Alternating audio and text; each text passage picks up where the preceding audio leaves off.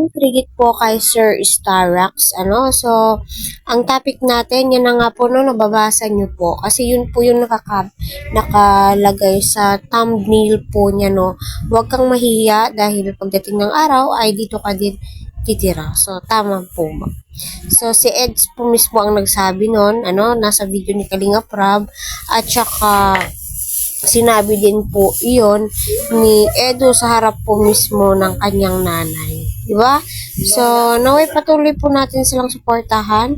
Huwag po natin skip ang kanilang ads.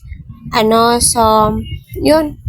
Nagluto nga po si Mami Ellen, no, ng lugaw. Kasi yun po yung sinabi ni Eds. So, napakabait naman po ni Mami at very supportive po siya sa kanilang tandem at masaya daw po siya dahil nagva-viral po ang Team NC.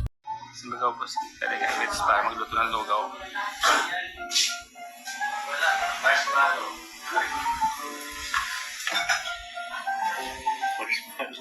Nanay, magluto ka na po ng lugaw. Malambot na nga ito. Nilalambot ko na.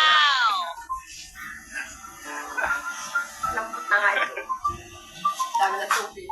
Nanay, anong masasabi mo, nanay? Maraming kinikilig sa love team nila. Siyempre masaya ako. Maraming nagsusuporta. Maraming Maraming viewers. Maraming po. Yan naman ang dapat ay successful ang mga Parang sikat naman po si Kalinga Eds sa Dragos po. Bilang isang proud na po, nanay. Proud na po. Sarap maging nanay ni Eds. Lugaw daw po na, nanay.